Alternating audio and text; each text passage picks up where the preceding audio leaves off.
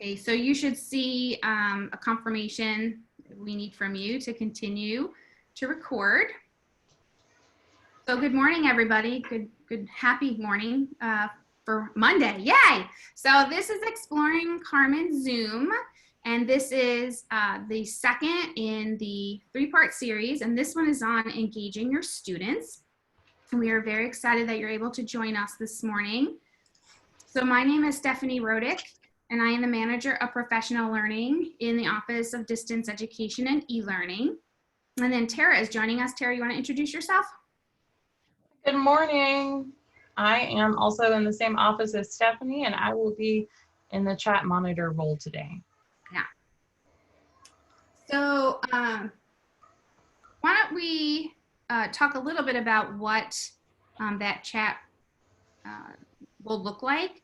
Tara, you want to share with them a little bit about how we're going to... Yeah, give me just 1 second. So you should be able to find the chat by going to the bottom of your screen, and you'll see that chat in the middle. When you click it, it will open the chat probably over to the right-hand side of your screen, depending on which device you're on. I will be here to sort of monitor questions that are coming through that chat and answering them if I can. I'll be sharing some files as well as some links to online resources throughout the session. And if I need to help connect the participants with Stephanie, I'll do that as well. So you will see text coming from me. You'll see the first one right now, and it will continue throughout the session. Great. So Tara will be putting the slides. So you'll have access to the slides, and she'll keep adding those as we get people. We're still getting some people in. It's kind of early for a Monday. You are welcome to use those slides for a later purpose, and she'll keep putting them in there.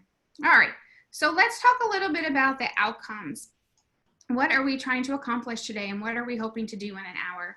So we are, for the series, hoping that you'll be able to identify the various functions and tools that CarmenZoom will allow you to help build and maintain a positive teaching and learning experience for both you and your students. So we will just have you be thinking about, for this session and particularly the next, but how you can use these functions and tools for your own context.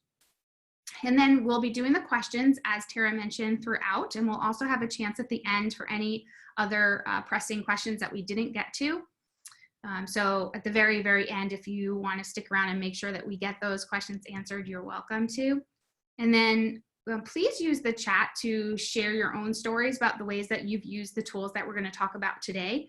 It's really helpful if they if our participants are able to actually help one another. And so if you have answers to questions, we always have folks who've been doing this for a while. So if you have those answers, please feel free to plop them into the chat as well. All right, so we're going to start with a poll so that we have a better sense of who is in the space with us. So we're going to ask about what capacity you'll be using CarmenZoom. And we'll do that through a poll that Tara will put up here.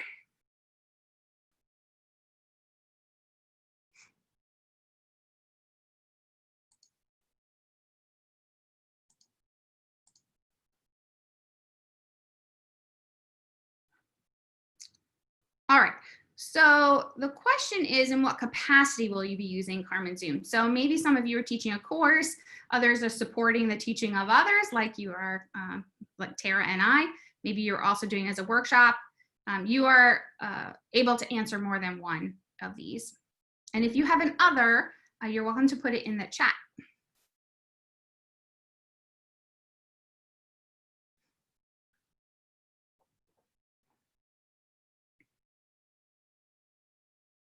We have about 90% of you have responded.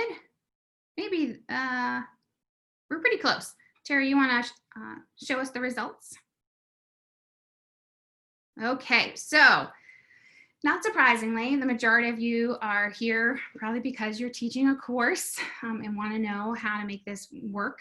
There are a lot of you who are also hosting meetings, so all of the things we'll talk about today are pertinent for that as well. Welcome to all the folks who are also facilitating workshops like Tara and I. So this will all make sense for each of these. I'm going to probably keep talking about your students, since the majority of you are thinking about this as a way to incorporate this into your course. So why don't we go ahead and do this, the fourth question on that list. That's a second question for us, fourth question on our poll list. Okay, so what we're interested in finding out is what you're actually familiar with, and what's on the list are just the things that we're going to be talking about today.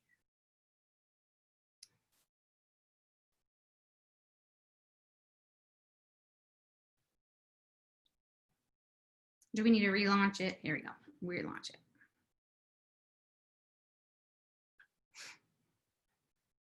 Hold on. All right, can you see? There you go. All right.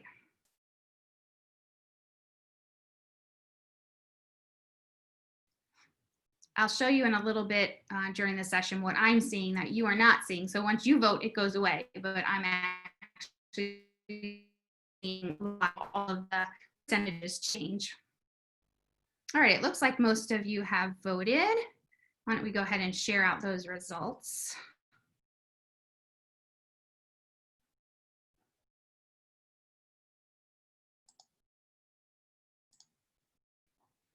All right, so you should see the poll results here.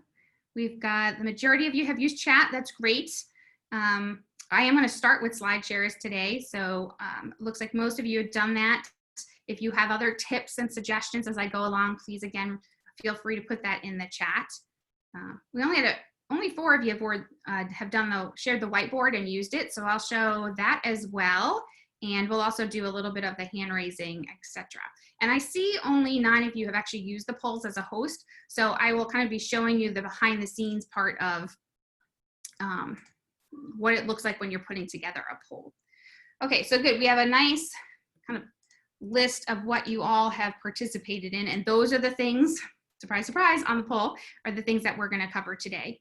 So at the very end, we'll talk about resources, but again, remember to just put your questions in the chat as we move along. And then Tara and I will make sure to answer you. All right, so this is the order we're going to do things in today. But before we actually get to those, I'm curious to find out, and we're going to do this through the chat, how you are feeling today. So it is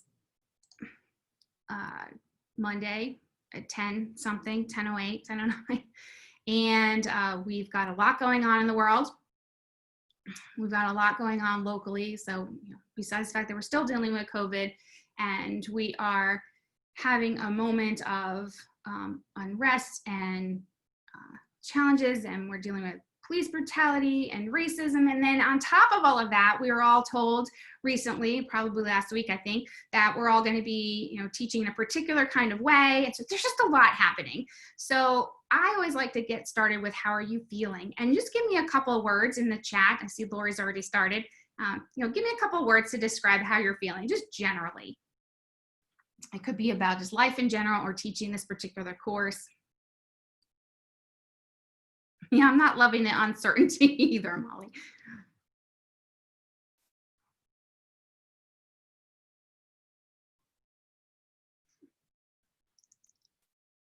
I've noticed we've gotten a lot of optimistic or cautiously optimistic over the last couple months that I've been doing these. Oh man, I need a real vacation too. I'm coming with you. All right, so so far I see we've got a balance of things. There's some uncertainty and there's some struggles with that, but there's also maybe a little bit of hope. So I'm glad to hear that, and I'm pretty much feeling the same way. One of the things that I want to make sure that I say today about some of those uncertainties is that we're going to be talking about the things on this agenda, thinking about using Zoom as a synchronous tool when you are teaching online, because I know some of the uncertainty is like, how do I use this thing? And if I'm going to be teaching in this hybrid model, like what does it look like? What I'm going to tell you right now is that this session today, I want you to really think about this as a tool to use when you are meeting with students synchronously online. So this is a real-time process. It is, I know that some people may want to try and do things where they're having some Zoom students and some students face-to-face. And what I'm going to tell you is we're going to do a whole workshop on it. It's coming. I'm designing it now. And one of the challenges that you really need a lot of support in terms of what classroom technologies there are, as well as support like having someone like Tara who, and maybe a grad student or maybe a colleague, but someone to actually monitor what's happening online. So when we're going through this session today, I want you to really think about the context of online synchronously. How can you get a sense of how the students are feeling about the class, how they are engaging with the course. The third part of the session is actually getting students to engage with each other. So that's about student-to-student interaction. And that's a good, it'll be mostly on using breakout rooms, and it'll be a good opportunity for you to experience what it looks like to be in breakout rooms as a student. Again, that's going to be probably mostly for those of you who are teaching online.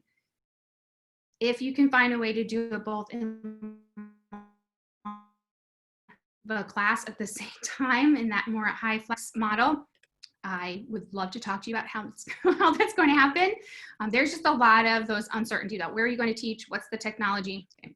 So as long as we're all on the same page, recognizing that we're going to talk about this as synchronous online experiences. So why are we even doing this session about engaging with students? So what we have found over and over again is that students want and need that connection in an online environment. It feels very distant, particularly for our students over the last few months and into autumn. They are most likely have not signed up knowingly for an online course or a remote experience. So this is new to them. And you know, for our students who have signed up for an online course, they're going in it with very different expectations.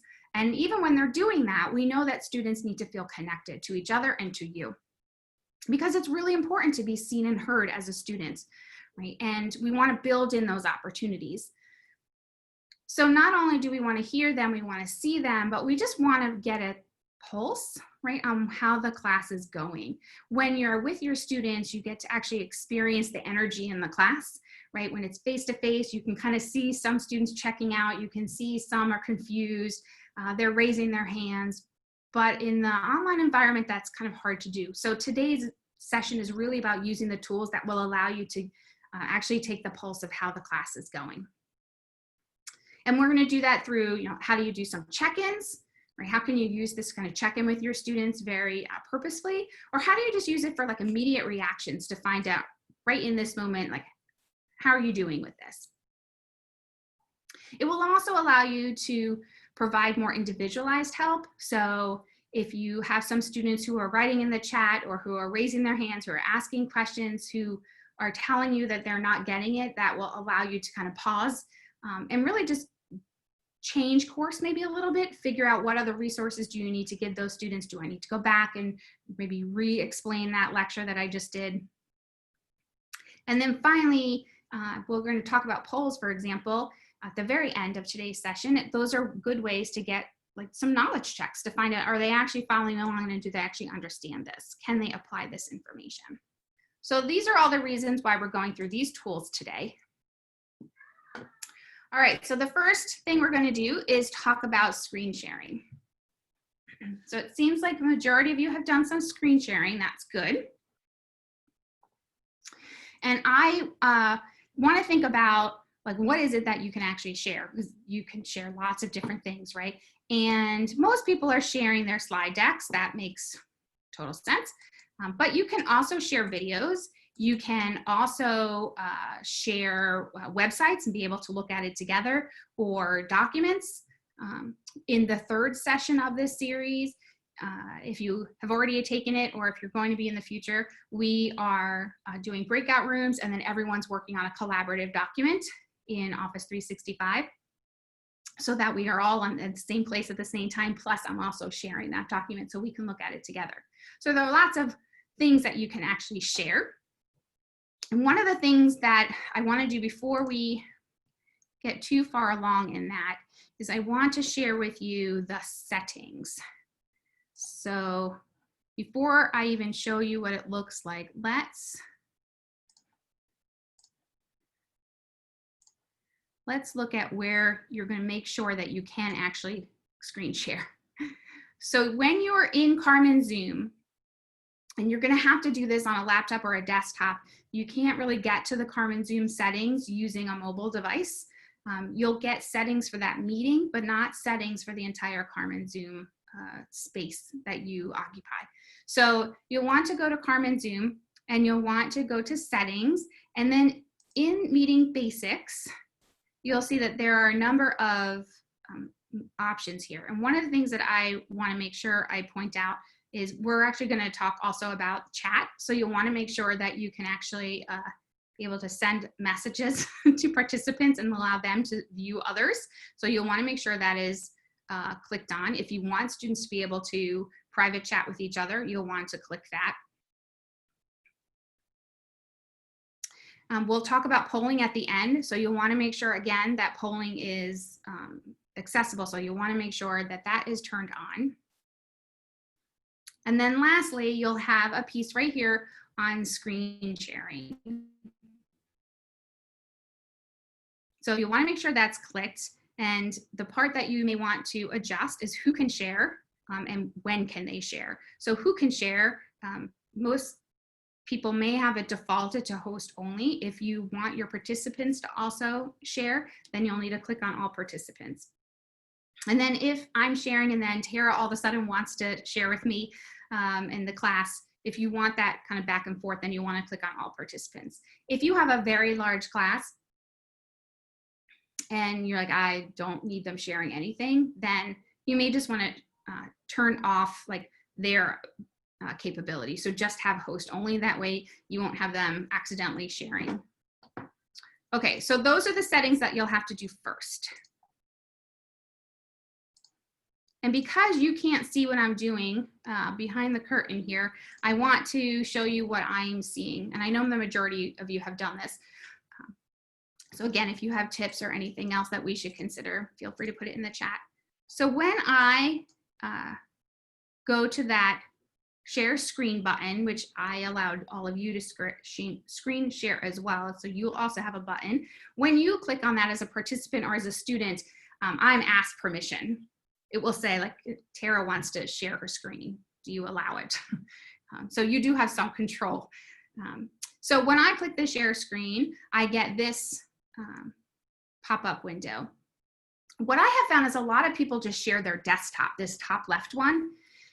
And it's very busy and you have to kind of close things and people can see the background. So I would recommend two things. One is only share the app that you want to share, right? So share the PowerPoint or share the website, right? Rather than share your desktop. The second thing I want to point out is if you have everything open on your laptop or desktop, or even on your iPad, as you'll see, if you have everything open, then this screen becomes huge and you have lots of choices and it's hard to actually manage. So I try and actually collapse as many as possible.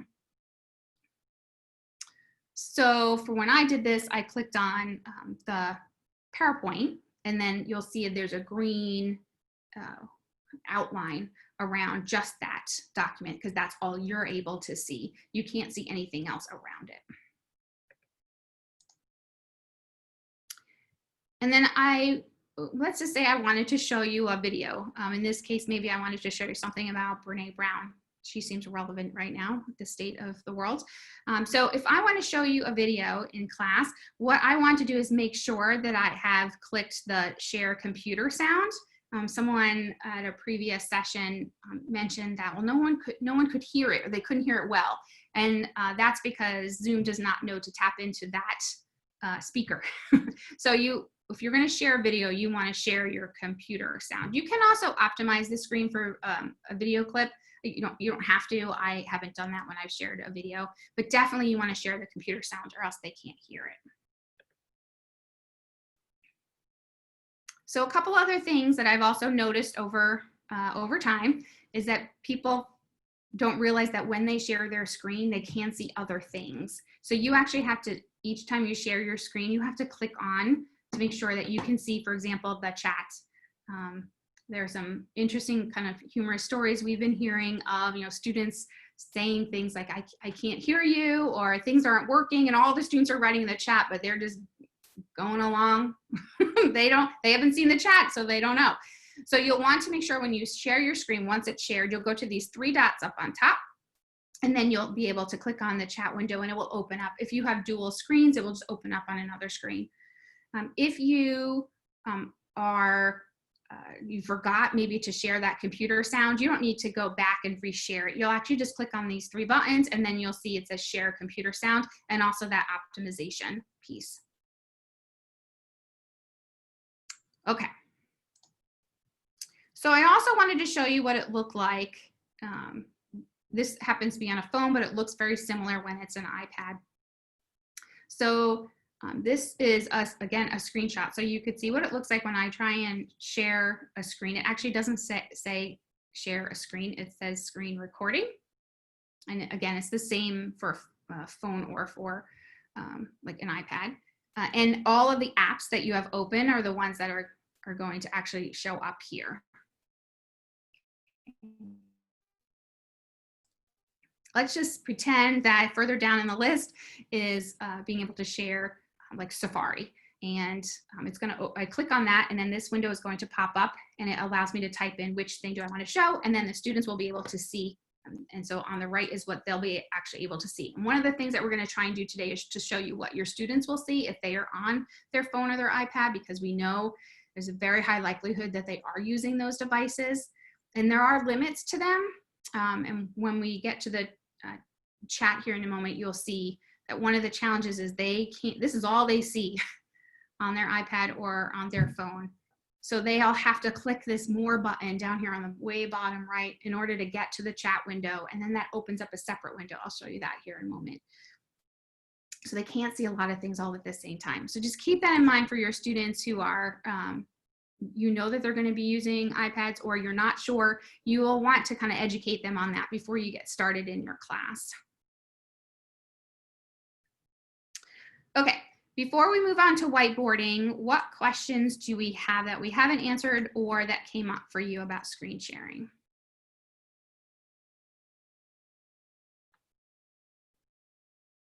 I don't know, Chris, if you have done the optimize. It sounds like maybe you haven't tried the optimizing video. I would try that. It's what it's there for. It's supposed to optimize it so it's not choppy.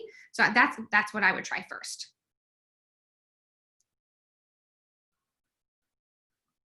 Other questions about screen sharing? Yes, the Zoom bombing concerns are over with the new password settings. So they'll have to use the single sign-on. So that will help. And then there's also a password that is automatically embedded. So you should not be having Zoom bombing issues.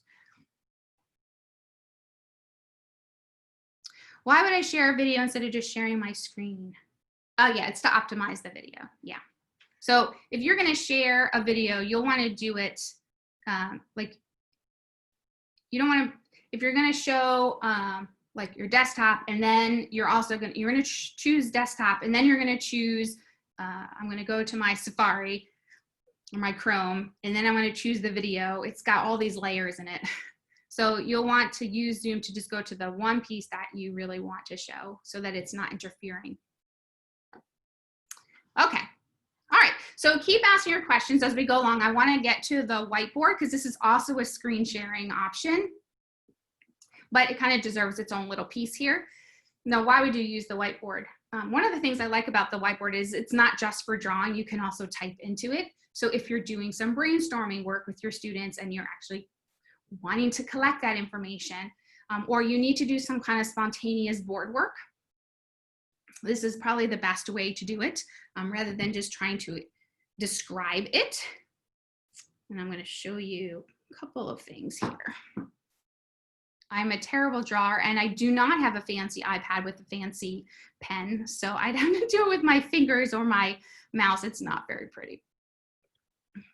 So you will go ahead and again, screen share, and you'll always see that there's this whiteboard option. You will always see it if you're on the laptop or a desktop. You do not have a whiteboard option when you are just using your iPad. I'll show you kind of a little bridge to get past that, but it is very, yes, and I will talk, Brian, about the Carmen course. So you want to click on the whiteboard, and then you'll click the share button. But I also wanted to show you again behind the curtain, since not a lot of you have used the whiteboard. You will not be able to see this. I'll demonstrate what whiteboard looks like for you, but what you can't see is what I can see. And up on the top, I just made this bigger so you can see it. There's a different menu up on the top for whiteboard, and there's lots of different things you can do. I'll show them to you in a moment. But one thing that I definitely wanted to point out is that you can save the whiteboard, and it will just save it. There's a setting telling it where to save. I just have mine saved all to my documents file.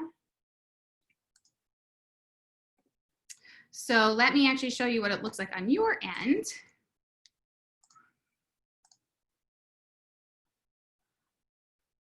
Okay, so you can actually enter text. So you can, right, list here all your things. All right. I can do that. I can erase that easily. I can draw things, and it gives me some options. If I want to draw a grid, if I want to draw diamonds for some reason, I don't know why you would. There's little stamps, which I have no idea why you'd want to put little hearts, but maybe, I don't know. The one thing that I do like on here is that you have a couple of spotlight options. So I can, here's my little spotlight, right? So I can, my laser pointer basically, or you can also have an arrow so that I can say, oh, here are the things I want you to pay attention to. And you can clear all of it. You can undo things. I can clear all my drawings. I can just clear this drawing. Okay. And you can also have students share a whiteboard, again, if they are and you are all on a laptop or a desktop. The other thing I wanted to share with you is, I have to go back to all the things. Let me go back this way. You see there's an option here. There's two options on the top right, and it's to actually connect to a different device, either through AirPlay or a cable. I'm on a Mac, so that makes sense. So I just wanted to, this came up a couple times, and I wanted to just show you that you can actually click that button. I'll do it now, so behind the scenes.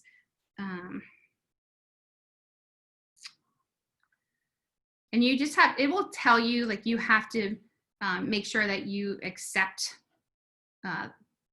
trust the device. So this is my phone. And this is an app that I have for whiteboarding. It's just a very, very simple free tool.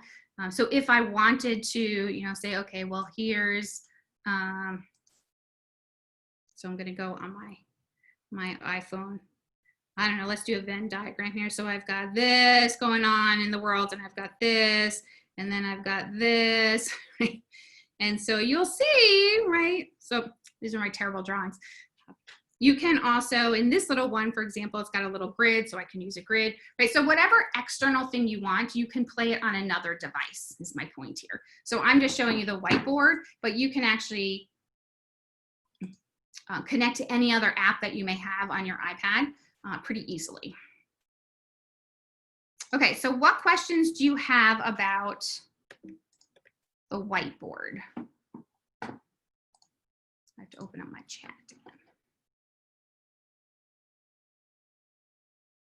And I'll talk about the Carmen course and what it looks like here when we get to polling. Can we prep a whiteboard in advance? You can. So if you wanted to go in and draw something, and then there's that little save button that I showed you. And so then if you save it and you save it to a file, as long as you have then found that file and opened it, and you have it in the background, then when you share your screen, you just share it to that document. So I think, I can't remember what it shows up. I don't know that, it may be a JPEG. I'm trying to remember. But I have like a whole list of shared whiteboards or saved whiteboards. So yes, you can certainly share that if you wanted to. No, you can share. It does not have to be an Apple. It just happens to be that mine are Apple, so it shows through AirPlay and whatnot. But nope, you can share to any other device. What settings allow students to use as long as screen sharing is that button is pushed, which I believe it's a default to do that, then they'll be able to see the whiteboard. What allows them to use the whiteboard will be that they have to be on a laptop or a device, and they'll do the exact same thing that I just showed you. If you want them to share a whiteboard, then they'll share their screen and they'll choose whiteboard.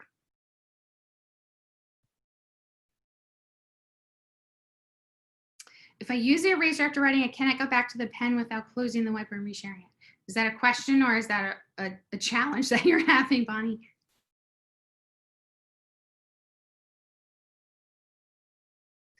So I would love to have the ability for all of them to, but not in Zoom. You cannot have, like, it's you who's drawing and whoever's sharing.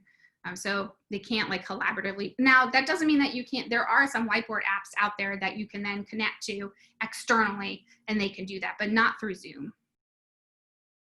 And Tara just went ahead and gave you some link to some other resources around the whiteboard. Oop, okay. I think we got to all your questions. If not, Tara will tell me. All right, so let's talk about chat. So I showed you in the settings for Zoom, the CarmenZoom settings, you want to make sure that the chat is, again, I'm pretty sure it's a default, but make sure that the chat is available. So why do you want to use it? Well, obviously to ask questions and then answer questions. So you can ask them questions, they can ask you questions, so you can answer, right, in either space. It's really helpful if you have a lot of students to have a helper. So if you have a GTA for your course, if you are lucky to have one, then that would be a great place to utilize their skills so that they're constantly monitoring the way that Tara is doing for me right now. And you don't have to only answer in the chat. We're trying to demonstrate how you can answer some things there, and you can also answer some things verbally. But it does need constant monitoring. So if you can't do that, I would recommend doing something kind of similar to what I'm doing here, where there's a screen that's kind of a pause. And so then you can go back and look at, right? So even I'm going to mention that this is all using just the normal Zoom, a Zoom room. There is a webinar version that you need to get permission to do. It's if you have over 300 students, and some of you may have over 300 students. And I want to make sure that you know that the chat is a function that is also in the webinar, but they also have a Q&A section, which you would also need to monitor, which if you have over 300 students, you're going to have help, I would hope anyway, right? So just know that if you're the webinar, you need permission to do that. We have a certain number of licenses, so it's a structural issue that we have to kind of click on our end. But if you're doing it, you do have the chat and you'll have Q&A. If you're using this regular Zoom room, then you'll just have the chat. And yes, and so Maria mentioned like one more option is you can turn it off if you just do not want to engage in that way. It's a little challenging because it's hard to know what questions they have. So if you're going to just do like a video and you don't want to have like a chat going on the side, and it's small enough that they can just raise their hands or they can just chime in, then that's a perfectly appropriate approach to take. I'll show you where to save that in just a moment. All right, so one of the things I wanted to, since we've already been using chat, you can see it, but I wanted you to see what happens when they are on a different kind of device. So this is where I mentioned, this is on my phone or my iPad. They'll want to click on these three buttons, these three more buttons, and then they'll get this. This is the menu they'll always get. And here's the chat option. Right. And then this is just an example that I quickly put up. Then they'll see the chat's nice and big, which is a great thing. The problem is then they have to close the chat in order to go back to see the screen sharing or go back to see you know, the videos of your faces. So they can't have it up simultaneously. It's just a function of how small the screen is. Okay, so let me see if I can demonstrate here. Where, nope, I don't have it open. Okay, so go to your chat window and you will see down on the bottom, there's again those 3 dots. It's all the way on the bottom, right? If you click on that, there's a save chat function. So you can save it. You can save it as the host whenever you want. I definitely would save it before you end the session, or else it's gone forever. But there is in the settings when I showed you that you can make sure that the chat is an option for your participants and your students. There is also a button in there to say if you want them to be able to save the chat. So you can make it so that they can't save the chat. I'm not sure why you would do that, but there you go. So that's how you save the chat. It's a little save chat button. I also want to say that one of the things that I found that was really helpful based on age and eyesight and bifocal issues is that I finally learned how to make the font bigger in the chat.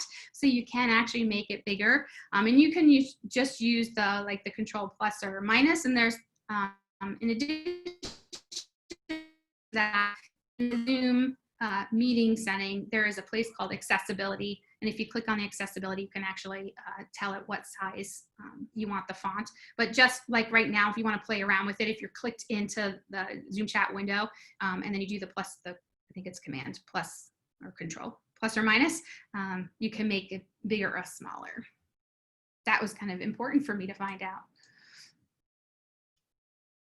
All right, I think we got all the questions for chat. Tara, if we don't, let me know. Yeah, so I'm just reading back through them, but I'll let you know, Stephanie. Thank you. All right, so let's move on to reactions. So why do we want to use reactions? Because it's basically the thing that's going to give us that immediate, right, sense of how the class is going. And there's lots of different things, and we're just going to play around with a few of them so that you can see, you know, what it looks like on a student's end. And again, I have to kind of show you some screenshots so you can see behind the curtain of what it looks like when you're the host or the instructor. All right, so when you are in the participants window, so I don't know if you have the participants window open, but when you are a host, I actually have to go up to the remember when you're screen sharing, you have to open everything. So the chat is going to be in those 3 buttons, and participants just actually has like a little button with 2 people and a number of how many participants are in your space. When you click on that participants button, you'll get something that looks like, well, either of these, right? These are the participants window. This is, I just have my daughter join me so I could show you what it looks like. And I actually asked her a question. So I just said verbally, so is this easy to use? I think is the answer that the question I gave her. And she clicked yes. So down on the bottom, she'll just click on this little yes button.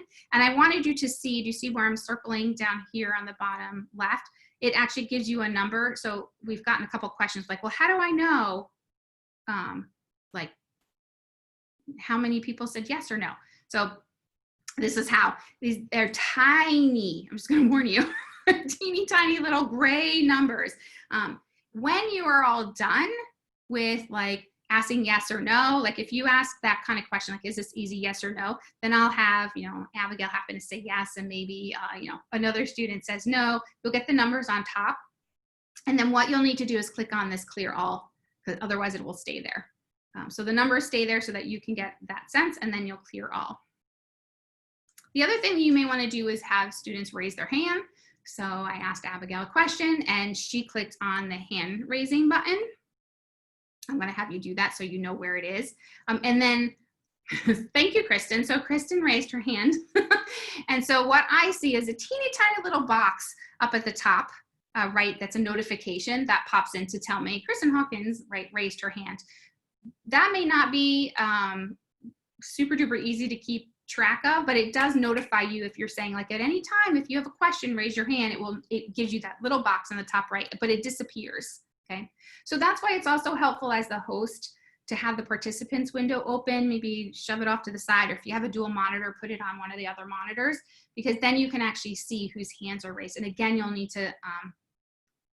to clear all, but you can actually lower your hand as well. So let's try that. So how about we say, how many of you so far, I'm going to have you raise your hands. How many of you so far feel like one of the tools that we've talked about so far you can definitely use in your next class or workshop?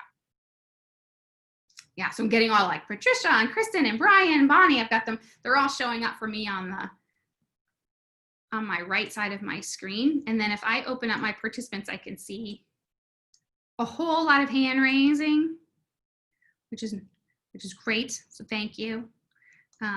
Do you see where you can unraise your hand? You can lower, right? If you go back down to where you raised your hand, you should be able to lower your hand. I can't see it as a host. All right, got lots of hand raises. Good. So I'm gonna clear you all. So we'll start over again. If you click on the more button, not the more that's on the bottom right with the little carrot, but the one that has the 3 dots. If you click on there, you also have some options like a thumbs up, thumbs down. You can give me a clap if you want, or you can also tell you're taking a break. Right? I'm stopping off to go take a coffee break, or I'll be right back. Right? So you can click on any of those, and those show up for me under participants. I can see the little clock. I can see that Kelly's clapped, and I can see that Patricia's gone to take a break for coffee. So I see those icons as the host. And then I just, again, click the clear all button. There's another reaction, though, that you can do, and it is actually down on the bottom. And you should have like a reactions button. I don't as the host. So what I need to do is find it. So if I want to see everybody, I'll need to do the gallery view so I can see all of you. So actually, let me stop sharing. All right. So now I have a gallery view. So remember, the gallery or the speaker view, if you didn't know, is at the top right of your screen. You can either just show the speaker or you can show all of us. And so now if I ask you, how about I ask, how many of you feel confident with using the reactions? Give me a thumbs up using that reaction button. There's like a little smiley face on the bottom. And so now you can also see, right, each other. You can see your peers, all the thumbs up. It doesn't give you a thumbs down option, so it's just a thumbs up. So that's just like a quickie way. And then you can see they all start disappearing. It's a quickie way just to find out, are we all good, right? If you have guest speakers coming and you want them to be able to clap, right, you can have them all, yay, right, clap for their folks. And in the settings, you also have the option of, you can actually change the skin color, the tone of your clapping. It defaults to that beautiful Mickey Mouse yellow glove looking thing. So you can change those. All right, so those are reactions. It's pretty simple. Do you have any questions about those though before we? I was just gonna let everyone know, I put a link in the chat that kind of goes over all of the different nonverbal feedback options. Itsuyo, did you find the hand raising? Looks like Emma was given directions. Good. So thank you for for sharing with each other. All right, I want to get to polls because that's probably one that some of you have used, but not a whole lot of you. So why are you going to use those polls? You're going to use them because it's going to give you an opportunity to maybe do some opinion polling, right? How many of you felt like the reading was useful? Right? Maybe you just want to do that kind of poll. Or maybe you want to do a poll that's really more like a knowledge check. So it's actually kind of a quizzing function, right? Maybe you just need some data on, like, do we want to go faster or slower, which is also actually one of the reactions. You can tell the instructor and the host, like, oh, can you go slower, or can you go faster?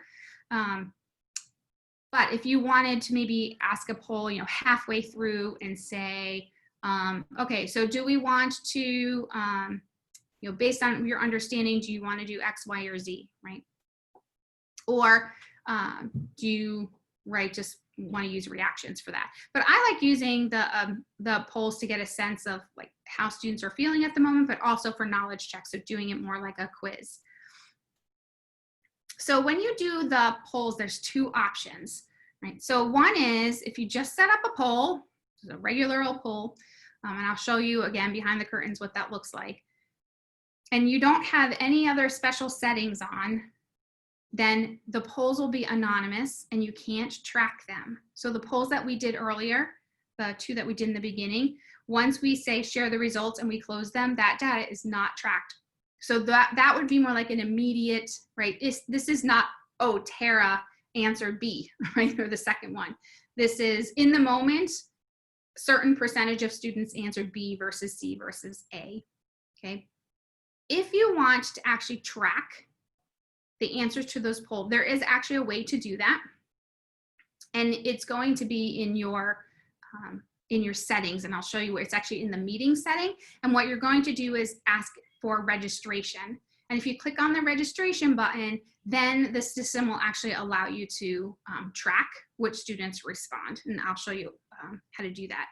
And Maria's mentioning, you may come to the conclusion that Top Hat is easy to do. So you would share your screen, right? So you would share the Top Hat app going through your internet, and then, or your internet browser, and like you could do it that way. It probably would be easier to do something like that, particularly if you do have more of a hybrid class and you do have synchronous students online.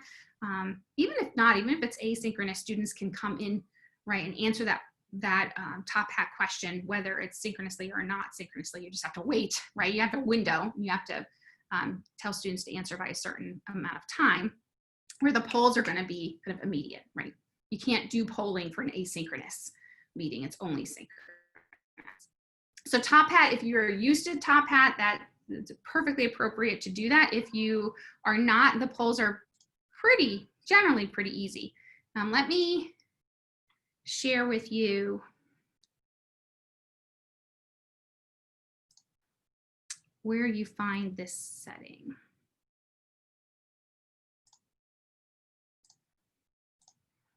All right, so I am back here in my Zoom setting, but I would need, it's in your actual like meeting settings, which you can also get when you're actually in Zoom, but I want to show you when you're setting up your class session. So let's say I go to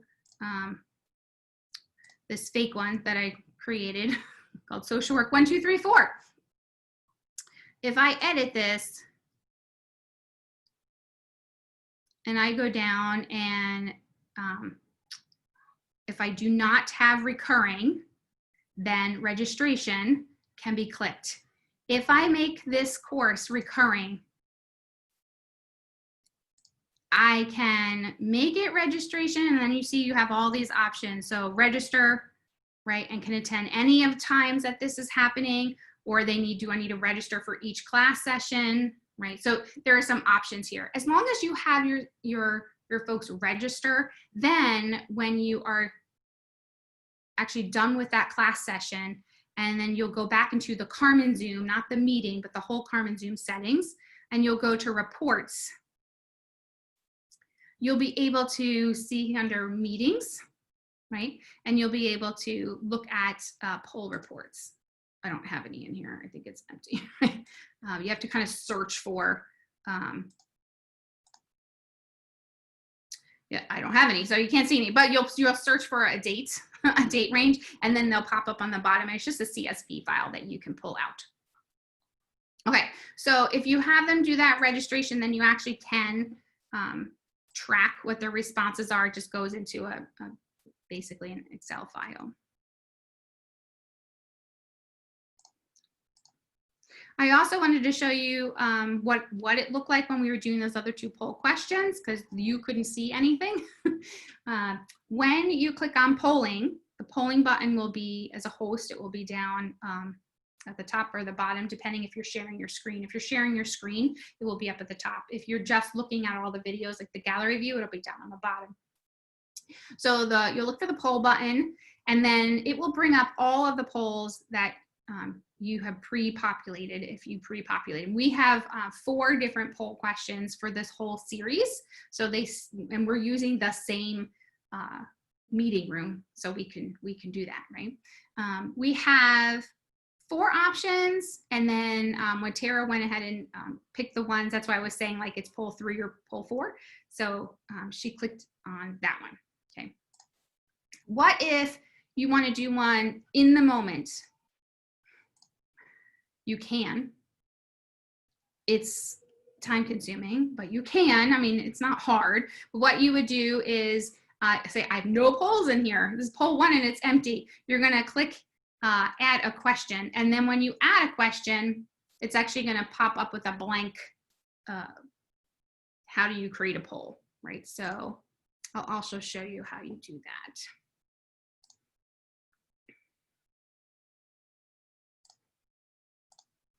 All right, so we're back here. I'm going to go back into my fake meeting. For my fake social work 1, 2, 3, 4. And down at the bottom of that meeting, you will see that there is this poll function. So you can pre-populate those polls. I'd recommend pre-populating rather than typing it out in the moment, but I've also done it that way. I've done some feedback sections for faculty. I've just typed them in. So all you're going to do is you're going to add one, and then I'm assuming you can all see this. You will get this little blank, right? Like you want to title it. So we had poll 1 and then the title of the poll. You're going to type your question, and then you can see you can do multiple choices or single choice. So we created ours with multiple choices so that you can answer more than one. And I think it goes up to 10 possible right answers. And then when you do that one, you can click on this add a question and keep adding questions here. And then they'll get saved here. Okay. One thing I wanted to show you is if you are in Carmen. So let me back up just a second to show you that in Carmen, you can actually have Zoom integrated into Carmen. So for example, let me show you. I have one already here. So if I wanted to add, let's just say I wanted to add a module in here, I don't know. You would add an external tool. So you want to add, usually this is like where you would add an assignment or add like a document. You would just do an external tool, and you will see all the options that you can integrate into your Carmen, Canvas Carmen course. And you just click on Zoom and you just add the items. So now I have 2 Zoom meetings for students. When I click on this Zoom, you'll see what comes up is this, it's blue because it actually sends you to Zoom, not CarmenZoom. So that's important to know. So if I click on all my Zoom meetings, right, and here's that social work 1, 2, 3 course. Here I could edit this meeting, and here's where I could change, can the video or the participant share or the host or participant share their video. Here's where I can also, right, require that registration. So this is what also shows up on the iPad. You don't have all of the Zoom settings. This is only the meeting settings, and that's really important to know. Okay. What I wanted to show you was that on the bottom, I remember I had showed you that I actually created a poll. So what happens when you're integrated into the Carmen course is that you can't add questions here. What you can do is import them. And you import them using a CSV file. And I have managed to mess that up so many times, so I don't have a good example. But if you feel pretty confident about that, that's great. Otherwise, I would get out of Carmen. I would go into the CarmenZoom session, just like the way I did it before, and actually add your questions there, and then they will show up here. So that then when you start this meeting, which I can't I can't show you because I'm already logged into the one we're in. But when I log in here, then again, the polls will show up and I get to choose just like before. So yeah, let me show. So here's how you set up. So I'm in CarmenZoom, right? And I am in meetings because I want to set up a poll for a particular meeting. When I click on meetings, I'm going to go to my meetings. I'm showing you the social work 1, 2, 3 as a previous example. And I scroll all the way down to the bottom. And here's your polling window. It's this little tiny window, and then you're just going to click that add button, and you'll just add the questions there. Does that help, Kristen? Okay, good. All right. So we have just a couple more items before we end today. And one of them is, what other questions do you have about polls that we have not answered?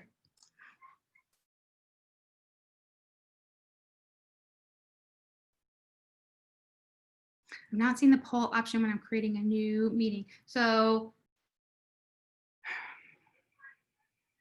there are sometimes it depends. I'm trying to think about how to.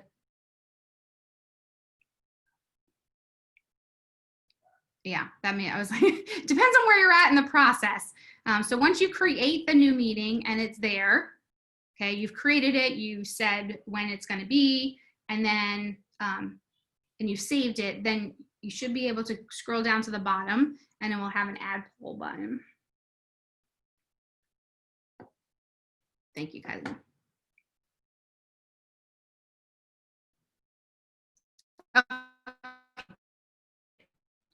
Other questions about the polls? Do any of you feel like you can actually, like, you'd want to venture?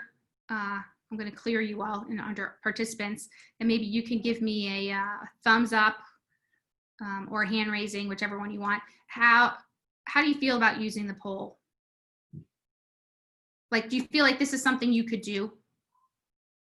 You have to kind of like play around with it. So when we've done these, I've done these sessions and lots of them now, a lot. So I feel much more fluid in using them, particularly the, so you mentioned, like, how do I go from the PowerPoint to the poll? So if you're screen sharing and you're at, like, I'm screen sharing right now, so you can see this screen that says what questions you have about polls. When I'm screen sharing, it's up at the top. And right now, yours is probably, it would look like yours is on the bottom, right? I have a polling option. That black-ish, gray-ish, right, bar is at the top when you share screen. So I don't have to get out of my PowerPoint at all. I just click on the polling button. So I don't have to go in and out like the way I was going in and out to show you something on the web versus the PowerPoint polls, just built right in. Is there a maybe in reactions? Well, that's a good question. I don't think so. I don't think so. Maybe that's where you'd want to do a poll. If you need to do something a little bit more nuanced than yes and no.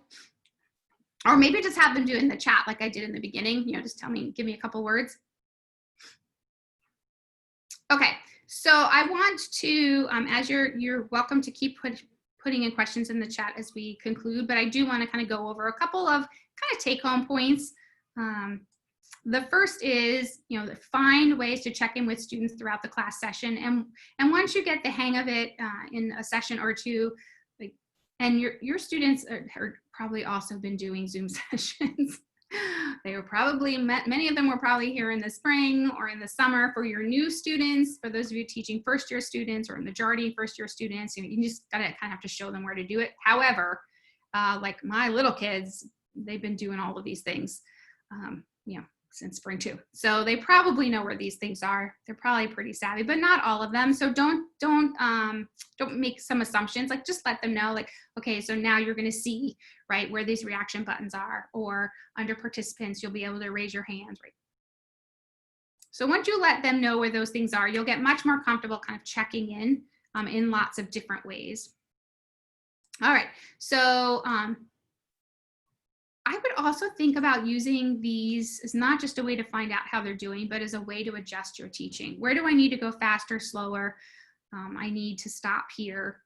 They're overwhelmed here, or man, they didn't understand that at all because I did a poll to do some knowledge checks and they're really confused still. Right, so think about it as kind of an immediate feedback loop that you would be doing in the regular classroom anyway. And then I do want to make sure that I mention that next session, there will be an opportunity for us to do the breakout room so that you can think about how do you want your students to participate with each other synchronously.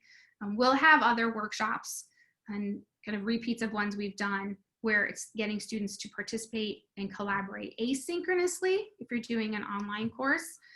But this will be a way to start thinking about how to get them in breakout rooms so they can participate synchronously. Okay, so lastly, I just want to let you know, hey Tara, can you make sure that you put in the link to the web, to the file, I can't talk, the file to these slides again into the group chat. And also maybe the survey link. I think it's just Keep Teaching survey. Yep. Yeah. So where to go for help? If you're having problems with the tool itself, like I don't know where this button is or it's not working, then you just want to write the carmen@osu.edu email address, the second one on the list. If you're wanting to think through like, how would I use these things in my class, Stephanie? Like I have no idea. So then you would contact us through a consultation service that OD has.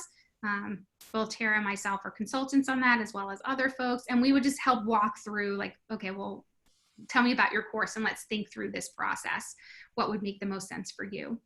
If you have other questions about like how to make something, there's the resource center and it's got quite a number of tutorials on them. And Tara put a couple links to some specifically in there.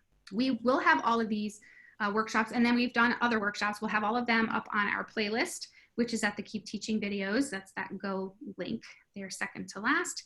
And then lastly, if you don't want to go through us for a consultation, or maybe I just have like a course design question that's like bigger than using polls in Zoom, and you kind of want to dig further into like, what am I going to do with this course? Then I would contact our UITL folks, which is now the Drake Institute. I believe though that they're still using the uitl@osu.edu web email address. So try there. I'm sure that's not shut off. Once we get their new email address, we'll make sure to add that onto our list. So those are some resources for you. And then if you wouldn't mind filling out a survey for us, I'm sure they're on here somewhere. And that would be great. We hope that you can join us for more workshops that we're doing. We're going to have some on what does hybrid look like? What does an online course look like? All very specifically focused on autumn. And so I guess I just want to make sure I say thank you for joining us today. I really appreciate everyone's questions, and we'll stick around here just to make sure that we answer any other last minute questions. So if you don't have any questions or don't want to stick around, thank you so much for participating and joining us, and we hope to see you at a future workshop soon.